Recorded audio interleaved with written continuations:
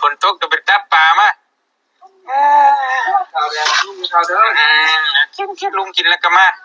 เนี่ยเอาปลานี่ทุนยาแม่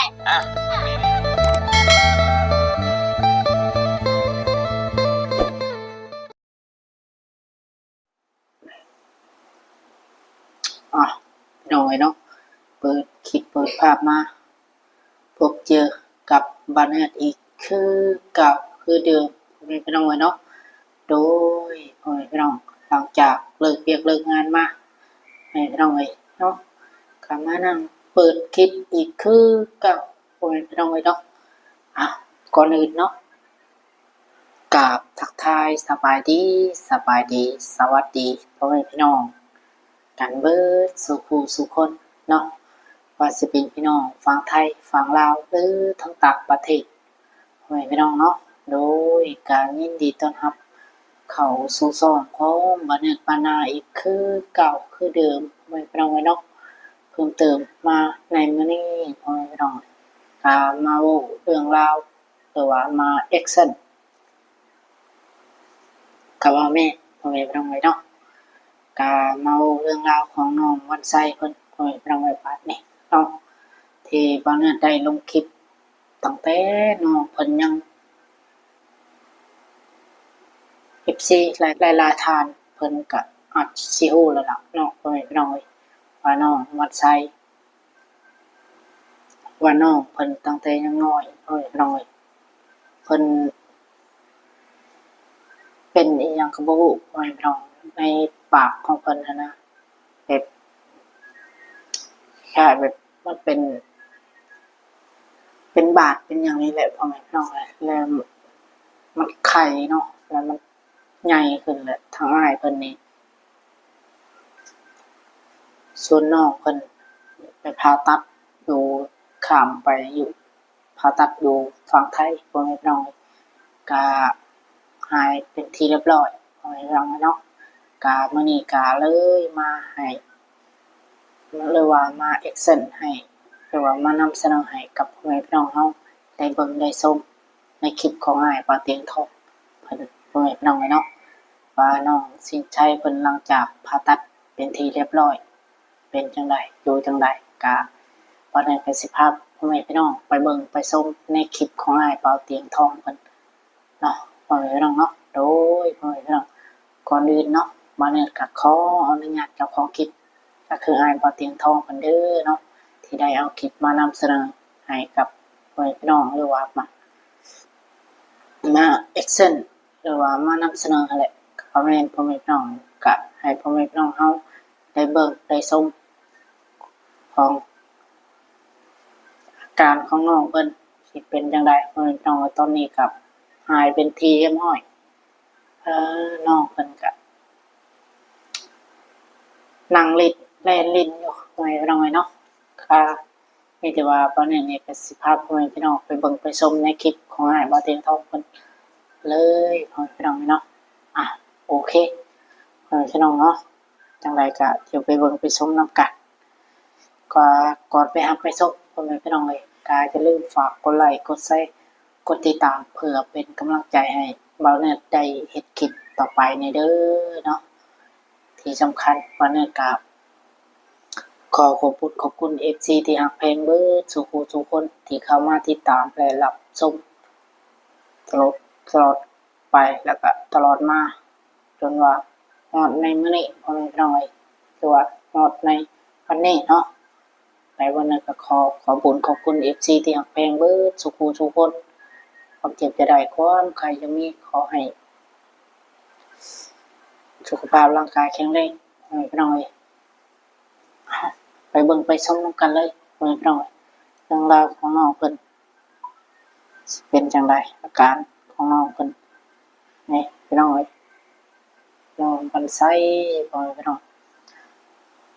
งก็อาจจะฮู้ดีเนาะที่อาจจะฮู้กันดีพ่อแม่พี่น้องแต่ว่าก็สิเห็นในคลิปของอ้ายปาเตียงทองนั่นแหละเนาะแต่ว่าเนี่ยก็มานำเสนอให้กับพ่อแม่พี่น้องได้เบิ่งได้ชมกันอีกเติมพ่อแม่พี่น้องเนาะไปเบิ่งไปชมนำกันเลยน้อง ส่สายซิ่งก่อนเป็นเดือนแล้วไปจากเดือนกู้แล้วจะไปเยี่ยมไปยามเบิ่งเพิ่นเป็นใดบุพี่น้องเอ้ยเนาะพอดีหลังจากที่เฮาได้เฮ็ดภารกิจเรียบร้อยผ่าตัดผ่าหยังเซาเสร็จสิ้นมอบเงินมอบทองให้เรียบร้อยแล้วเฮาก็บ่ได้ไปเยี่ยมไปยามเลยมื้อนี้ก็สิเข้าไปเยี่ยมไปยามเพิ่นไปสบายดีปีใหม่เป็นจังไดพี่น้องเอ้ยปีใหม่ปีเมือนแล้วอยู่ดีมีแฮงอยู่บ่เนาะเอาก็ที่ว่าพักคุมซุ่มเย็นนี่ฝนตกได้พี่น้องเอ้ยฝนตกหากระยุดนี่น้ำทุ่งนาเนี่ยหุ่งแล้วบัดนี้เนาะกบออกแล้วบ่แลงนี่ตาเบิ่งกบเขียดออกแท้บ่แลงนี่เนาะปกติมันสิแห้งแล้งจังซี่แหละฝนตกมาจักแห้งจักค่อยแหละพี่น้องน้ำหุ่งกรอกก๊อกแก๊กเนาะบ่เตียงมาบ่ทันค่ำเลยได้สิมืดเลยพี่น้องเอ้ยค่ำไว้ค่ำว่ามันไกลเนาะเอาไปสิมาฮอดมาตะเวนมื้อแต่แบบเกิดมาฮอดมันก็ค่ำพี่น้องเอ้ยตัวมืดผ้ามืดฝนแล้วบัดนี้ไปเดี๋ยวเข้าไปเยี่ยมร้านน้อยน้ำกันพี่น้องเอ้ยบ่ฮู้ว่าเป็นจังไดอยู่ดีมีแฮงอยู่บ่เห็นแต่ในคลิปเบาเนี่ยแบบประจุพี่น้องเอ้ยเพิ่นไทยลงกับรูปป้าถ้าอ้วนเป็นอ้วนจะมั่มอยู่บัดนี้บริษัทพี่น้องเอ้ยยันพ่อแม่พี่น้อง FC เฮาก็จะเบิ่งจะเห็นจะส้มเลยพาพี่พี่น้องไปเบิ่งน้ำกันเนาะไปเดินทางไปน้ำกันพี่น้องเอ้ยไปเยี่ยมไปยามร้านน้อยก่อน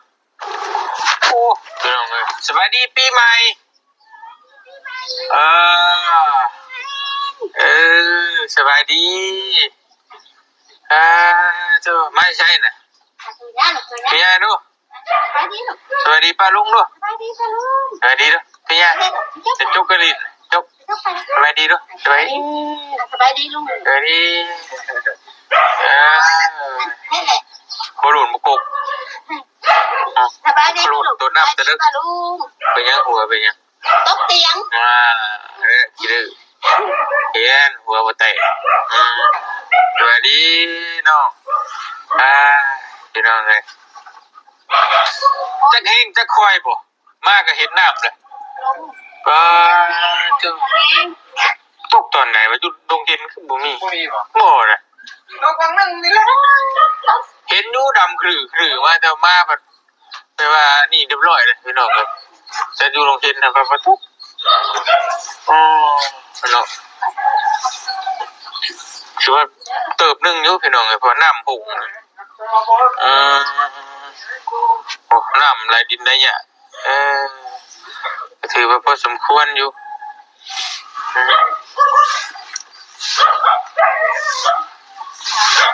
เป็นอะไรเอ่ยเฮ้ยจะไปเรียนสงการใช่เอ่ยเอาไปเรียนสงการไทยลืมกันได้ปะจ๊ะว่ะลืมกันได้ปะจ๊ะนี่เฮ้ยเบิ่งกันดีกว่านี่ได้เชยอยู่นี่ยิงแท้ดังได้ยิงเนาะดีเนาะ ลุงนี่เบิ้งกล้อง ดังได้ยิงเนาะเห็นลูกคือเสียงปากมัน เอายืนก็ได้เลยย่างได้เลยบ่านี่โอ้ ตัวเดียว นี่นอนเถอะวะ ถ้าต้นแห้งก็มาเลย ย่างก็ได้แล้วลุงลำหน้าถึงปีนี่ลุงลำหน้าน้ำตู้ตัวปีนี่นี่นอนเถอะวะย่างก็ได้เดี๋ยวพี่น้องเลยโอ้ยังบ่แข็งมาเลยไม่แข็งเท่าไหร่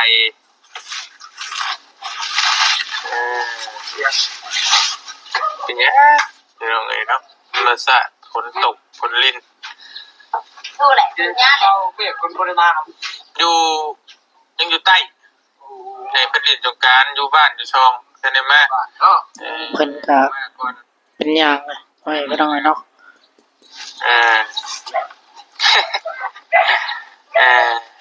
อยู่น้ำแม่ไปซื้อตกแต่ดินแสงทางนั้น นี่เดี๋ยวหัวมาเตะเฮ้ย อยู่ก็เป็นแบบติดต้ มัน นดื้อกับพวกฉันแหละ ยาง เบอร์หนึ่งบ่พูด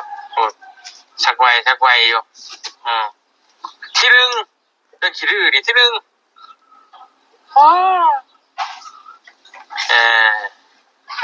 เป็นคลิปจุ่มบาลงตั้งใจโอ้ธรรมชาติครับเลย ครับอยู่ว่าแถวบ้านเฮานี่บ่มีดอกก็ยังว่าคักอยู่ดิ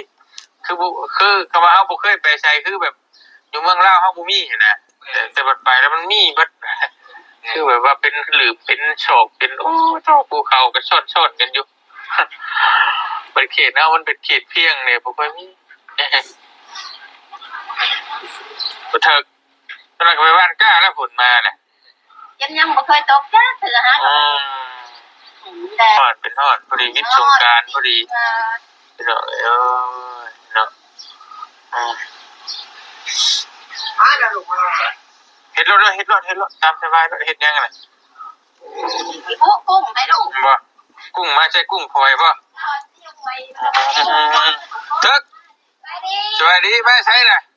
มาแต่แค่ต่อ โว้ยบ่ได้เป็นตะเลือก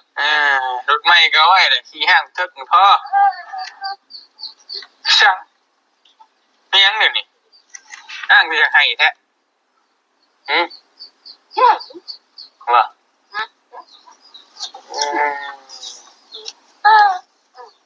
เฮ็ดเต็มริมอยู่พี่น้องบ้านนี่เป็นเต็มริมไปนอนกัน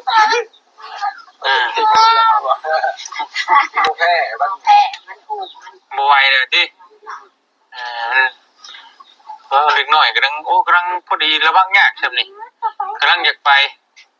มาใช้ใหญ่ลีคือใครอยู่ ได้เพื่อนป้าเพื่อนได้ดังได้นั่นเห็ดมันขึ้นไม่เล่นภาษาอันไหนสบายดีลุงน่ะ สบายดีปะลุงลูกสบายดีปะลุงลูกปะลุงที่หน่อย นี่ได้ลุงประตู สบายดีปะลุงสบายดีลูกนมือนี่เดียวบางนิดเนี่ยนมือลืมแล้วบ่ได้สบายดีแต่เฮิงนะแน่ไปดูเห็ดสบายดีปะลุง สบายดีลูกสบายดี ดูเห็ด โอ้ สบายดี สบายดีเจ้าก็เฮ็ดน้ำน่ะเฮ็ดด้วย ดีมันง่ายเช็ดแล้ว เฮ็ดด้วย2 3โอเค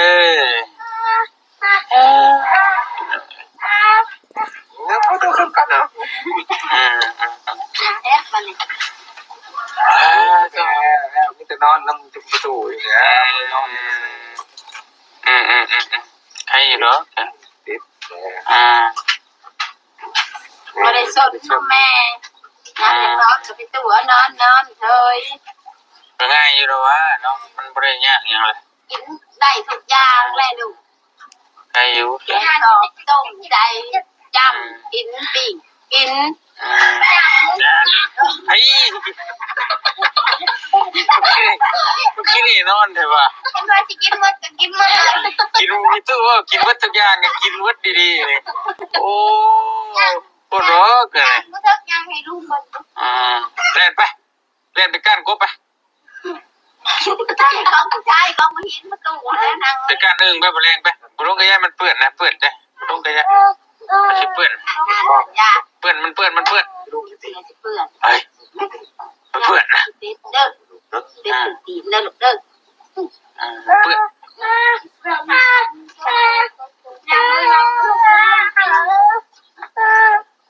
กินบ่ขนมกินบ่ขนมเฮ้ยว่าเนี่ยอื่นมาบริจาค มาแหละจับจะช่วยมา ว่าขนมมาจาก ชาวมา เฮ้ย ย่ำก่อนมัน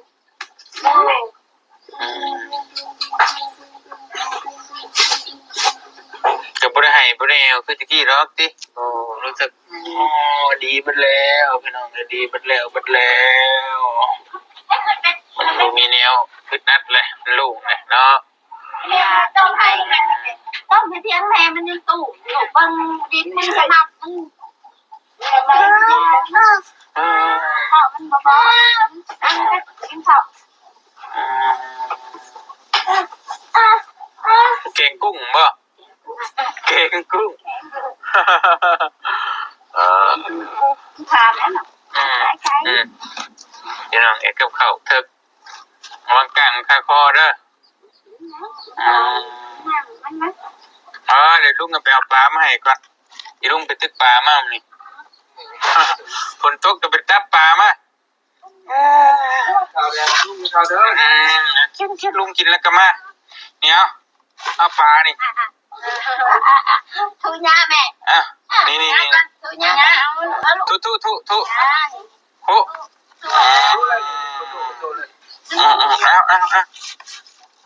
เอาแกะอันนี้ป้อนเพิ่น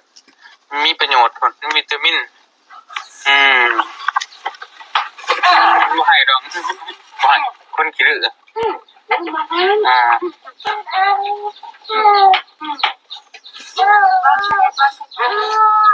จะกินจะกินพวกกินปลาพวกได้จะกินนั่นขนมนะกินปลาพวก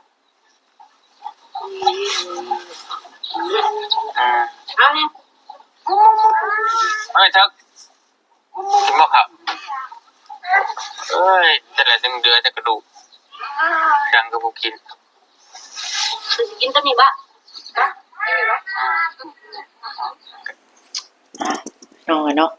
โอเคไม่เป็นน้องเลยน้องเพิ่นก็กำลังเย็นยากไม่เป็นน้องเลยหลังจากที่ผ่าตัดยังเศร้ากับน้องเพิ่นก็เป็นยากเป็นทีเรียบร้อยไม่เป็นน้องเลยเนาะก็เล่นหันอยู่ไม่เป็นน้องเลยน้องเพิ่นตอนยังบ่ได้ผ่าตัดน้องเพิ่นยังน้อยอยู่คนน้องอีกอย่างน้องเพิ่นก็ยังบ่เป็นนั่งยังคนไม่ต้องให้ก็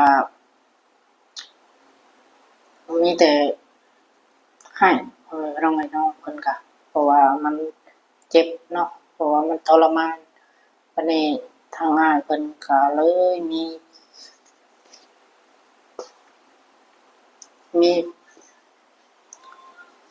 ผู้มีพระคุณคนหนึ่งไม่เป็นไร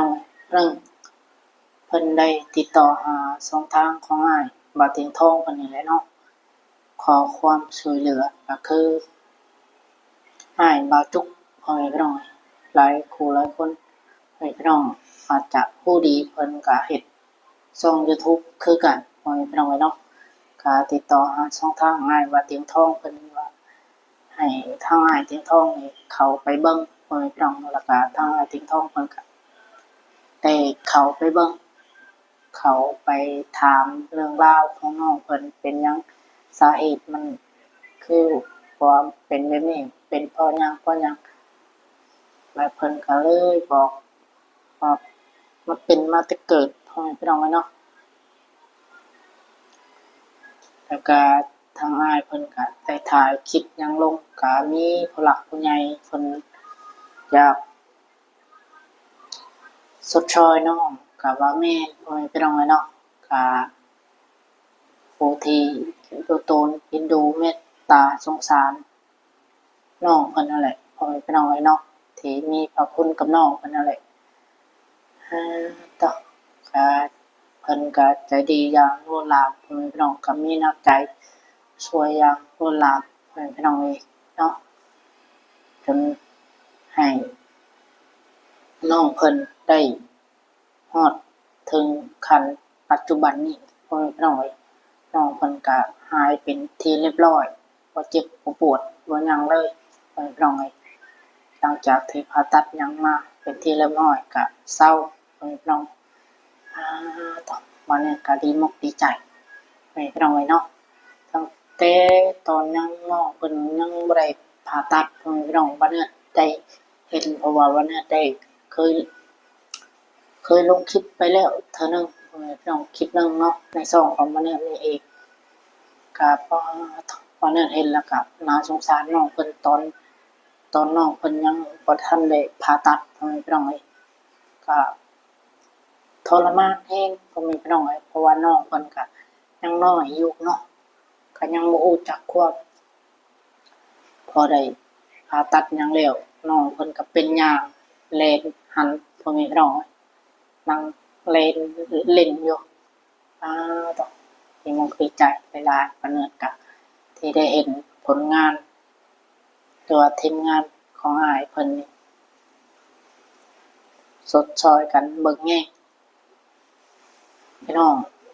ทางฝั่งลาวเฮาที่เฮ็ดดีในสังคมพ่อแม่พี่น้องเอ้ยเนาะอันนี้ก็ดีมุกดีใจหลายๆพ่อแม่พี่น้องเอ้ยที่มีทีมงานสายบุญที่มีพระคุณในสังคมหรือว่าได้สดซอยเหลือพี่น้องฝั่งลาวเฮาที่ทุกข์ยากเนาะวันนี้ได้เห็นผลงานของทีมงานของอ้ายเพิ่นก็ดีมุกดีใจหลายๆโอเคพ่อแม่พี่น้องเอ้ยเนาะสำหรับคลิปนี้ก็บ่มีหยังหลายก็สิมีประมาณนี้เนาะวันนี้ก็สิขอตัวลาจบคลิปเพียงเท่านี้เด้อพ่อแม่พี่น้องเอ้ยไปพบเจอกันคลิปหน้าเพราะว่าตอนนี้ก็ดึกแล้วพ่อแม่พี่น้องเอ้ยก็สิหลับมานอนอ่าทางวันนี้ก็โอเคสำหรับคลิปนี้เนาะก็สิมีประมาณนี้พ่อแม่พี่น้องเอ้ยเนาะว่าบ่ได้เว้าผิดพลาดคันใดก็ต้อง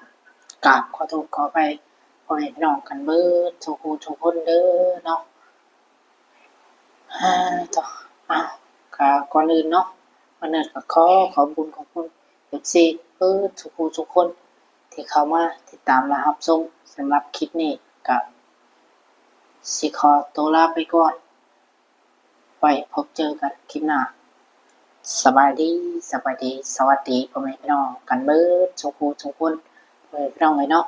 ไปพบเจอกันคลิปหน้าบ๊ายบายพ่อแม่พี่น้องเนาะ